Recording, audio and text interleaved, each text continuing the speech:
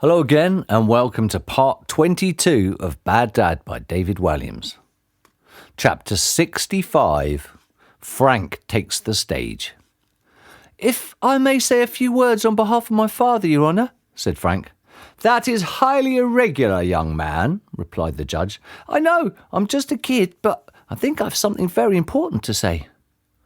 Cries of support came from the crowd of onlookers in the court. "Let the boy speak! Give him a chance. That's it we've got to say. This is better than the TV. Can you all hold on for a minute? I need a pee." The judge caved in. Yes, all right then, child. Come to the dock and you can say your piece, but please be brief." "Thank you, Your Honour," said the boy, before racing down the staircase. Once he'd taken his position next to his father, he began to explain. "When my father was sentenced to 10 years in prison for bank robbery, you, Your Honour, labelled him a bad dad. Would a bad dad want to put food on the table for his son? Would a bad dad want to scrape some money together to buy his son a present for Christmas? Would a bad dad want to make sure his son didn't have to go to school in shoes that were falling apart?" The courtroom fell silent. "No, that is not a bad dad. My father has brought me up on his own after my mum walked out. He was forced into being the getaway driver for the first bank robbery. Dad had borrowed money because he had no choice. Mr. Big and his gang threatened to hurt me if he didn't pay back 100 times what he had borrowed. He couldn't.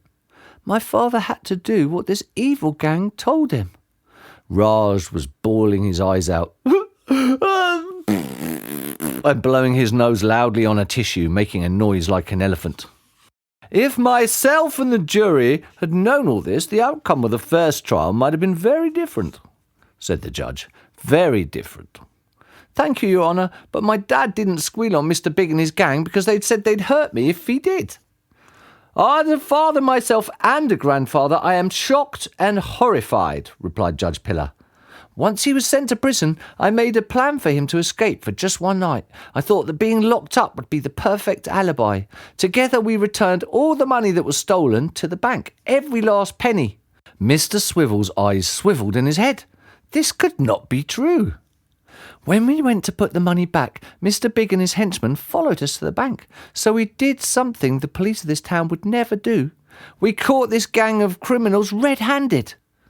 All eyes turned to Sergeant Scoff, who looked as if he wished the ground would swallow him up. "That leg that Sergeant Scoff is waving around was used to shut Mr. Big and his henchmen into the vault of the bank. My dad sacrificed his own leg, his wooden one, so these criminals who have terrorised this town for so long could be brought to justice. He had to hop all the way home." This caused a ripple of sympathy. Right now, he's being held up by nothing more than an old plastic mop." Dad rolled his trouser leg up to reveal the rather sorry-looking mop. This caused a tidal wave of sympathy. Reverend Judith and Auntie Flip were both in bits. The two ladies were now sitting next to each other and sharing a lace handkerchief. They looked a little surprised to find that, without thinking, they'd wrapped their arms around each other. "This isn't a bad dad. This is a good dad, a really good dad. In fact, he's the best dad in the world, and I'm proud to call him my dad." Frank looked at his father from across the courtroom. Both had tears in their eyes. As hard as it was for the boy to find the words, it was harder still for his father to listen to them. People so rarely ever say what they truly feel in their heart. All eyes turned to Judge Pillar. "I have listened with great interest to what you have had to say. Nothing can escape the fact your father did drive the getaway car in a bank robbery. However, there are circumstances of which the court was unaware at the first trial. Circumstances that shine a whole new light on this case. Your father has served 2 months in prison. That is quite enough. Today, the court is giving him a full pardon. From this moment, he is a free man." The court erupted into wild applause and cheers as Sergeant Scoff stamped his foot and stormed out.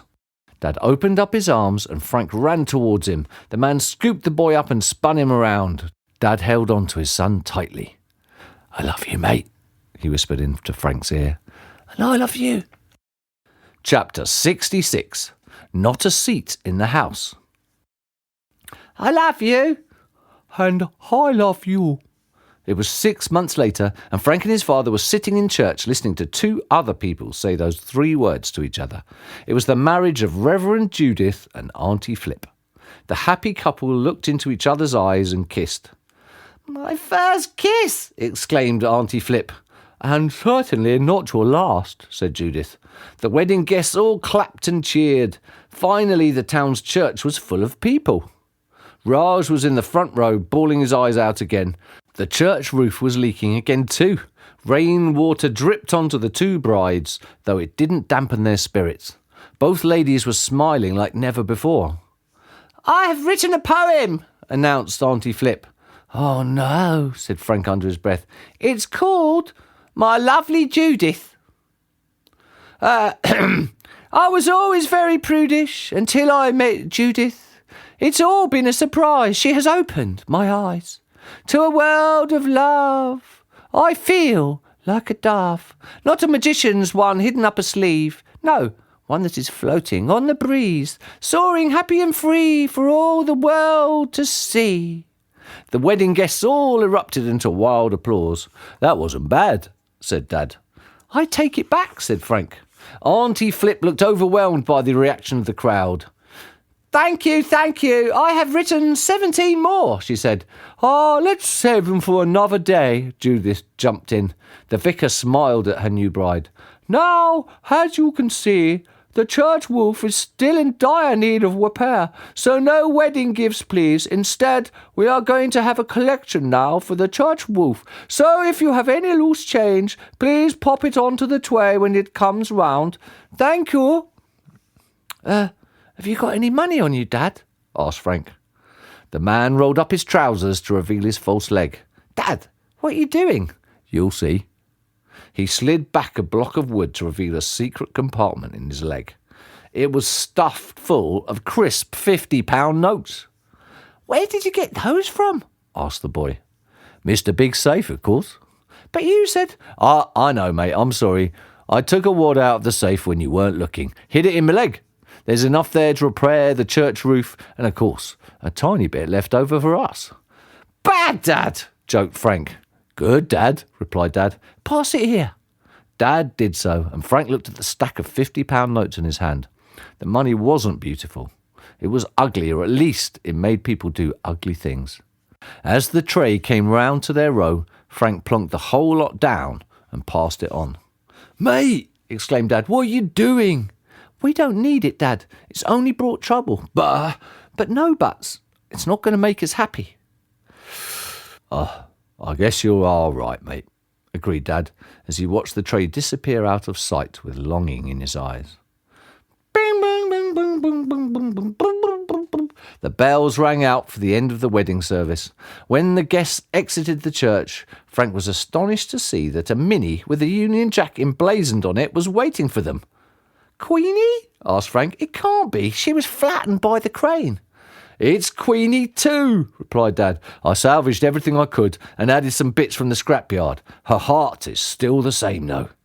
"Why didn't you tell me?" "I wanted to keep it a surprise for the newlyweds." "Oh, thank you so much, Gilbert," exclaimed Reverend Judith. "What a super way to drive to the seaside honeymoon. Thank you, added Auntie Flip. "It almost makes up for me having to spend a night in prison for you." "Sorry about that," said Frank. So, who wants to drive?" asked Dad, dangling the car keys. "I'll drive," said Auntie Flip. No, I'll drive," said Reverend Judith. They are having their first argument as a married couple," observed Raj as he threw what looked like confetti over them. "That didn't take long." Auntie Flip started to pick up the pieces out of her hair. What is this stuff, Raj?" "Oh, I had some mini marshmallows that were well past their sell-by date, so I thought I'd use them instead." Thank you, Raj," replied Reverend Judith with a hint of sarcasm, as she picked the gloopy balls out of her hair. "We can eat these later." I wouldn't," said the newsagent. "They were going mouldy." The crowd waved as the cars zoomed off down the street. "Careful, I need her back in one piece," shouted Dad after them. "You aren't going to race her again?" asked Frank. "No. You are, mate." "Me?" Yeah, if you want to. You are a ruddy good driver already. Thanks, Dad. And I can teach you everything I know. The boy smiled. We make a good team, Dad. We most certainly do, mate. The pair walked away from the church. Your mother sent me a letter, began Dad. Oh, yes, replied the boy.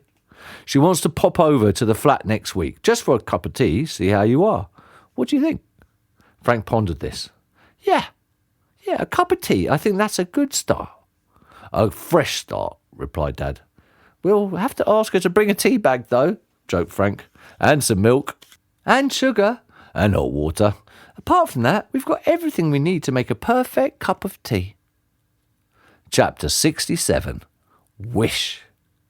As Frank and his father crossed the park on their way back to the block of flats, they passed the wishing well.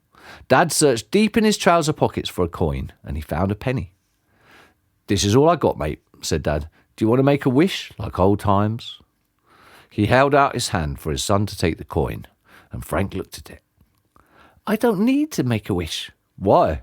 I've got nothing left to wish for. All I ever wanted, all I ever needed was you, Dad. You're my best mate, son. And you're my best mate, Dad, always and forever. Now, come on. Where are we going? Raji's, exclaimed the boy. We have a whole 1p to splash out with.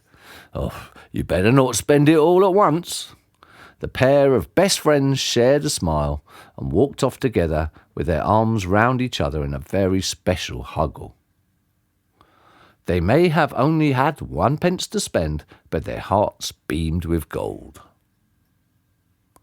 Okay, there we go. That's the end of Bad Dad by David Walliams. I really hope you enjoyed that. If you did, you know it. Don't forget to like and subscribe.